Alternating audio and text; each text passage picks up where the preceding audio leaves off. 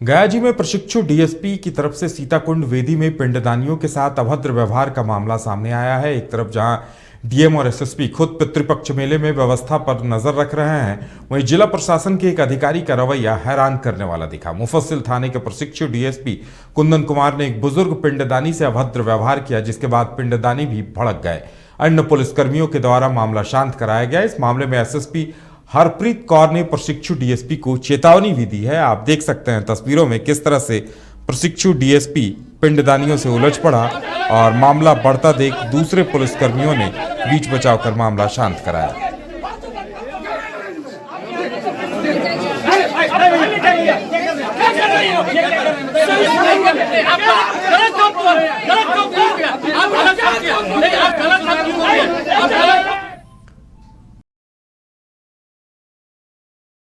बगहा महिला कॉलेज में महिला ने कॉलेज के कर्मी पर छेड़छाड़ का आरोप लगाया है। महिला का कहना है कि 2 माह पहले महिला थाने में शिकायत के बावजूद अभी तक उसे न्याय नहीं मिला है। वहीं आरोपी ने भी अपना पक्ष रखा है। आरोपी का कहना है कि उसे फंसाने के लिए महिला ने साजिश रची है। मामले में महिला कॉलेज प्रोफेसरों का कहना है कि महिला की तरफ से लगाए गए आरोप षड्यंत्र के तहत सोची समझी साजिश है। साथ ही कॉलेज की गरिमा को धूमिल करने की नाकाम कोशिश है, जो बिल्कुल निराधार है। महिला कॉलेज में हम ड्यूटी करते रही हूँ। विनोद सिंह बड़गांव के रहे वाला का हम विनोद सिंह किरानी हम। अच्छा। हमारा संग छेड़छाड़ करे, जबरदस्ती करे और लोगों की साजिश में आकर वो हमारे महाविद्यालय में, जबकि यह बच्चियों की संस्था है, और अनलीगल रूप से घुसकर किसी के कहने पर, इशारे पर और आकर अलग गलत प्रपंच फैलाती रहती है। यह बिल्कुल ही निराधार है। इसमें किसी प्रकार की सच्चाई नहीं है। खासकर हमारे जितने सारे स्टाफ हैं या अन्य लोग हैं, सब लोग देख रहे हैं सामने से कि वो आकर गाली देती है। भोजपुर में अपराधियों का मनोबल सर चढ़कर बोल रहा है। डीएम कार्यालय के सामने 5 लाख की लूट की घटना को अंजाम सरेआम दिया गया है। झारखंड पुलिस का रिटायर्ड दरोगा अपनी पत्नी के साथ पेंशन के 5 लाख रुपए स्टेट बैंक से निकालकर डीसी ऑफिस की ओर जैसे ही गया, पहले से घात लगाए बाइक सवार युवकों ने झपट्टा मारकर महिला के हाथ से रुपयों से भरा बैग छीन लिया और छीनकर फरार हो गए। कागज लिए, कागज लेके आकर टेम्पू पकड़ने वाले थे। फिर उसके बाद कहाँ पे छीना किए? मोड़ पर। कौन? ये गोलंबर मोड़, गोलंबर नहीं, सितंबर को कारोबारी अफजल की हत्या कर दी गई थी। पूर्व मंत्री शाहनवाज हुसैन ने मृतक के परिजनों से मुलाकात की और उनसे घटना की जानकारी ली। उन्होंने कहा कि भागलपुर में अपराध का ग्राफ बहुत बढ़ चुका है, ये दुखद है। उन्होंने कहा कि भागलपुर एसएसपी ने आरोपी की जल्द गिरफ्तारी की बात कही है।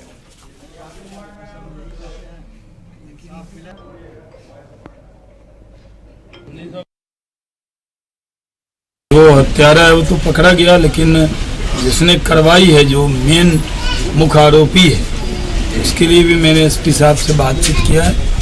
उसको जल्द दबिश डालकर उसको गिरफ्तार करना चाहिए।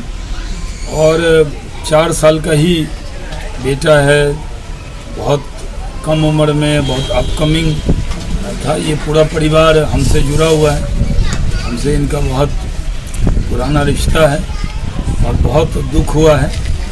बाबरगंज में भी जो कल हत्या हुई है, उसकी भी सूचना मिली है। उस इलाके में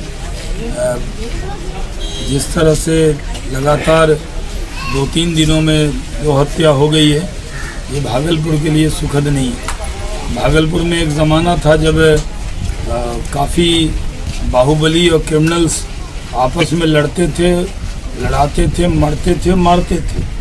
वो सब चीज़ ख़त्म हो गई थी। लेकिन फिर से जिस तरह की घटना हुई है, ये बहुत दुखद है और अपराधी का मन बढ़ गया है। अपराध और अपराधी का जो मन बढ़ा हुआ है, उस मन को तोड़ने की ज़रूरत है। हम लोग बहुत दुखी हैं, परिवार के साथ हैं और इनको अभी भी धमकी मिल रही है। कहा जा रहा है कि एक बेटे को मारा और दूसरे को भी मारेंगे। पटना के अधिवेशन भवन में 4,325 नवनियुक्त राजस्व कर्मचारियों के बीच सीएम नीतीश कुमार और डिप्टी सीएम तेजस्वी यादव ने नियुक्ति पत्र का वितरण किया। इस मौके पर नीतीश कुमार ने बेहतर कार्य के लिए केंद्र से बिहार को विशेष राज्य का दर्जा देने की मांग की। उन्होंने कहा कि जल्द ही करीब 2700 कर्मचारियों की भी बहाली होगी। वहीं उप मुख्यमंत्री तेजस्वी यादव ने कहा कि आने वाले वक्त में सरकार लाखों रोजगार और नौकरी देगी।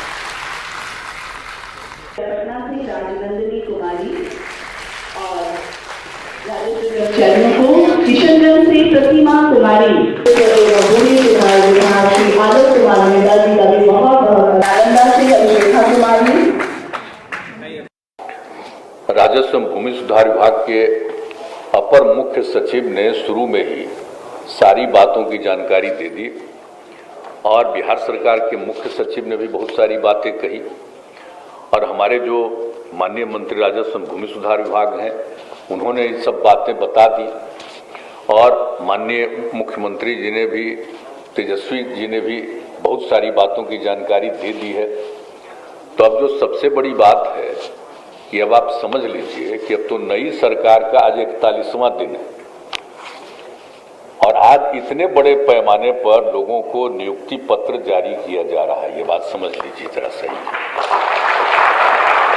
आप जान रहे हैं, हम शुरू से चाहते हैं कि अधिक से अधिक नियुक्ति हो और राजस्व एवं भूमि सुधार विभाग का जो काम है, आप जानते हैं कि इसमें जमीन के विवाद को लेकर के सब तरह की घटनाएं घटती हैं।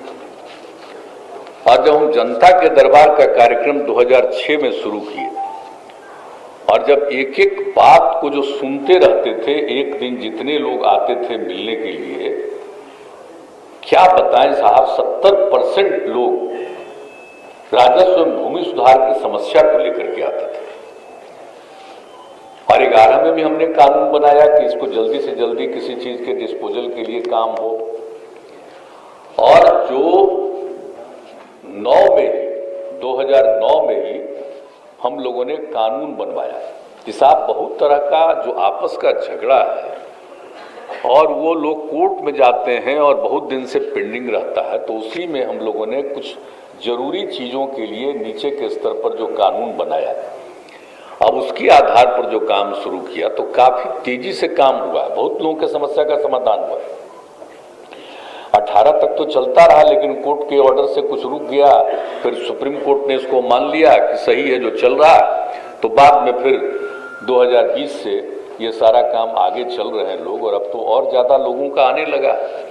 तो सबकी जो समस्या का समाधान हो सकता है ये होना।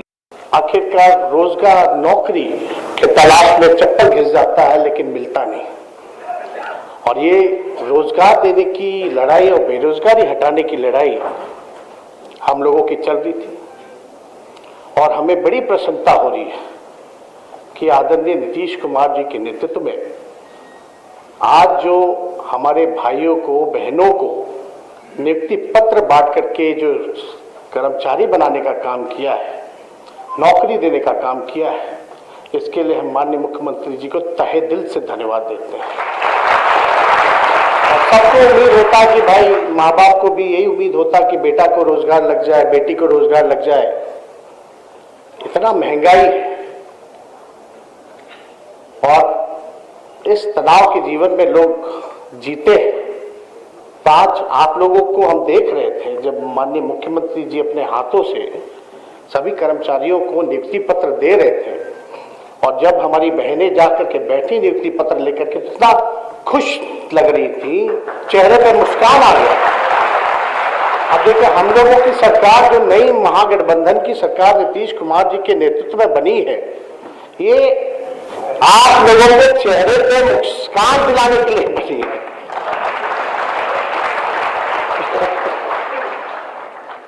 सब लोग बड़े प्रसन्न नजर आ रहे थे, खुशी सबके चेहरे पे झलक रही थी और हमारा प्रयास है, हमारी सरकार का प्रयास है, माननीय मुख्यमंत्री जी का प्रयास है कि हर 12-13 करोड़ बिहारी के चेहरे पर हम मुस्कान ला सकें। वहीं बिहार के पूर्व राजस्व एवं भूमि सुधार मंत्री राम सूरत राय ने पूर्णिया में आयोजित संवाददाता सम्मेलन में कहा कि मुख्यमंत्री नीतीश कुमार और मुख्यमंत्री तेजस्वी यादव नौकरी देने के नाम पर सूबे की जनता की आंखों में धूल झोंकने का काम कर रहे हैं। उन्होंने कहा कि जिन 4,325 नवनियुक्त राजस्व कर्मचारियों को नियुक्ति पत्र बांटने की बात तेजस्वी यादव कह रहे हैं, उन्हें उनके कार्यकाल के दौरान 2 अगस्त 2022 को ही जिलावार कंप्यूटराइज्ड आवंटन किया गया था और अभी ये सभी 4,325 राजस्व कर्मचारी अपने आवंटित अंचल कार्यालय में कार्यरत हैं। उन्हें ही ये सरकार फिर से नियुक्ति पत्र बांटकर लोगों को नौकरी देने के नाम पर गुमराह कर रही है। 4325 कर्मचारी की जो बात आपने पूछा है, इसकी नियुक्ति, इसका पोस्टिंग, इसका नियुक्ति पत्र, सारा चीज 2 अगस्त को ही हो गया और तमाम जिले में जिलाधिकारी ने इसका नियुक्ति पत्र भी दिया है और हमारे नए नवनियुक्त कर्मचारी अपने अपने प्रखंड में जाके अपने अपने पंचायत में हल्का में काम भी कर रहे हैं। लगभग 2.25 महीना हो चुका है और दोबारा इसको जनता को झूठा आंकड़ा दे करके अपनी वाहवाही लुटाने के लिए, युवाओं को ठगने के लिए जो 10,000 रोजगार की बात कर रहे हैं, इन्होंने अभी नया रोजगार का कोई इजाद नहीं किया है, कोई वैकेंसी नहीं निकाला है और पुराने आंकड़ा को लेकर के जनता को आंख में धूल झोंकना चाहते हैं। क्या लगता है कि जनता को गुमराह किया जा रहा है? 100% बिहार की जनता को, युवाओं को तो खास करके गुमराह कर रहे हैं, क्योंकि युवा हैं तेजस्वी यादव और कह रहे हैं कि नियुक्ति पत्र जिसका मिल चुका है, जिसकी बहाली हो चुकी है, जिसका नौकरी ज्वाइनिंग हो चुका है, हल्का मिल चुका है, उसका नियुक्ति पत्र बंटना है। ये क्या करना चाह रहे हैं माननीय मुख्यमंत्री जी? आप कहां चले गए? आप पर पूरा सरासर उम्र का असर दिख रहा है कि आप डबल फीता लगवाते हैं, डबल कैंची से भी उद्घाटन करते हैं। क्या इसमें भी आप यही काम करेंगे क्या? जो काम हो चुका है उसी को कर रहे हैं। मान लीजिए तेजस्वी यादव युवा है, समझ में कमी रह गया होगा, लेकिन आप तो समझदार हैं, बुजुर्ग हैं, सीनियर सिटीजन हैं, आपको तो समझना चाहिए कि सारा काम हो चुका है। कैसे आपके विभाग के पदाधिकारी हैं जो आपको सुझाव दे रहे हैं, कैसे आपके सलाहकार लोग हैं जो काम हो चुका है उस काम को दोबारा आप कर रहे हैं। तमाम युवाओं को संभल जाना चाहिए। तेजस्वी यादव कभी भला नहीं कर सकता है। तेजस्वी यादव आपको एक उदाहरण दिया हूं, एक बड़ा उदाहरण दिया हूं, जो आज नियुक्ति पत्र और 10 लाख का आंकड़ा जो पूरा करना चाहते हैं वो झूठा वादा है। ये पहले आंकड़ा एनडीए की सरकार में जा चुकी है, बहाली हो चुकी है, नियुक्ति हो चुकी है। लोग बीजेपी ने नीतीश कुमार के जनता दरबार कार्यक्रम पर निशाना साधा है। बिहार विधानसभा में नेता प्रतिपक्ष विजय कुमार सिन्हा ने कहा है कि मुख्यमंत्री के जनता दरबार में चुनिंदा लोगों को बुलाया जाता है। उन्होंने आरोप लगाया कि जनता दरबार के माध्यम से नीतीश कुमार अपनी ब्रांडिंग करवा रहे हैं। विजय सिन्हा ने कहा कि जिन फरियादियों को नीतीश कुमार के जनता दरबार में मौका नहीं मिलेगा, उन तमाम लोगों की बात सरकार तक पहुंचाने का काम बीजेपी करेगी। इसे लेकर अब हर मंगलवार को बीजेपी पटना स्थित पार्टी कार्यालय में जनसंवाद का आयोजन करेगी। या अपराधियों से परेशान लोग डायरेक्ट उन तक पहुंचे, कई जगह से उनका सिलेक्शन हो करके तब लोग जाता है और उनको पूरे एक तरह से कन्विंस किया जाता है। वो जनता दरबार नहीं है। जनता दरबार के नाम पर अपना ब्रांडिंग और मीडिया के संवाद है।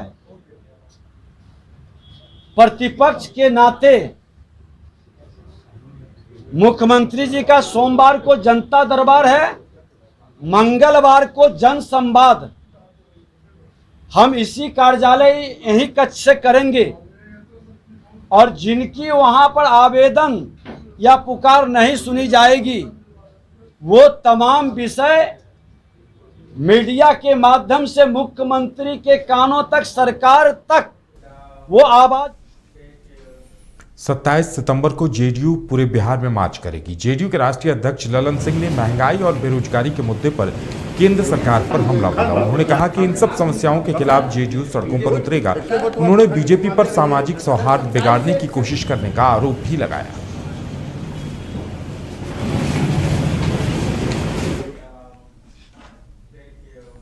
बिहार के पूर्व उप मुख्यमंत्री रेणु देवी ने नीतीश सरकार पर हमला बोला है। गृहमंत्री अमित शाह के सीमांचल दौरे पर सत्ता पक्ष के आरोपों पर जवाब देते हुए उन्होंने कहा कि बीजेपी सरकार सबका साथ सबका विकास के बारे में बात करती है।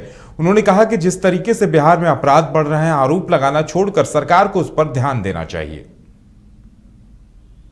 है गंदा बात करने के, संवाद बिगाड़ने, हम संवाद बिगाड़ने नहीं आते हैं, संवाद मनाने आते हैं, संवाद पूर्ण करते हैं। और सबसे बड़ी बात है कि हमारा एक ही बात होता है कि सबका साथ सबका विकास और सबका प्रयास के साथ में ही हम काम करते हैं और सारे लोग मिल के काम करते हैं। आज 8 वर्ष 9 वर्षों में जिन्होंने देखा है कि पूरे देश की जो स्थिति आज सुधरी है, चाहे वो इतने दिनों से जो हमारे कांग्रेसी राज हो, चाहे जो भी राज होगा, यूपीए का राज में जो स्थिति खराब था, आज स्थिति कितना बढ़ा है। हम जहां 11वें स्थान पर थे, आज 5वें स्थान पर हम पहुंच गए हैं। ऐसे में हम प्रधानमंत्री जी को बहुत बड़ा बधाई और उनकी टीम को बधाई देना चाहते हैं कि जो आज अर्थव्यवस्था हमारी जो बिगड़ती अर्थव्यवस्था जो सुधरी है, उसके लिए किसी को दिखाई नहीं पड़ा है, लेकिन बिहार की राजनीति के लिए जिनका मन गंदा है, उनका आगे क्या मन हो सकता है। वो बिहार की नीतीश कैबिनेट ने राज्य के 12 जिलों में पिछड़ा वर्ग और अति पिछड़ा वर्ग विभाग की तरफ से उच्च विद्यालय का भवन बनाने के प्रस्ताव को मंजूरी दे दी है। इसके साथ ही 16 एजेंडों पर मुहर लगी है। राज्य सरकार ने स्वास्थ्य और आपदा प्रबंधन विभाग में 7,948 नए पदों के सृजन को भी स्वीकृति प्रदान करती है। आपदा प्रबंधन विभाग का खुद का कैडर होगा। वहीं नगरपालिका आम चुनाव के लिए कैबिनेट ने बिहार आकस्मिकता निधि से 62 करोड़ रुपए की मंजूरी भी दी है। जो फ्यूल है उसको रिफ्यूलिंग करने की पटना में 21 सितंबर को आरजेडी परिषद की बैठक होने वाली है। उसे लेकर आरजेडी के वरिष्ठ नेता शरद यादव 3 साल बाद पटना पहुंचे। शरद यादव आरजेडी सुप्रीमो लालू प्रसाद यादव और बिहार के मुख्यमंत्री नीतीश कुमार से भी मुलाकात करेंगे। शरद यादव ने मीडिया कर्मियों से बात करते हुए कहा कि वे सभी कार्यकर्ताओं से मुलाकात करेंगे और आगे की रणनीति तैयार की जाएगी।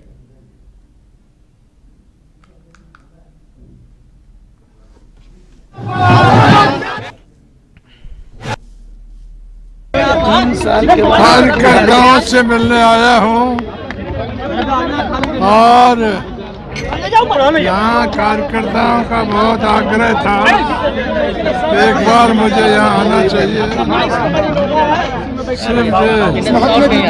इसलिए आज यहाँ आया हूँ। और सभी कार्यकर्ता जो है उनका आग्रह, प्रेम, मोहब्बत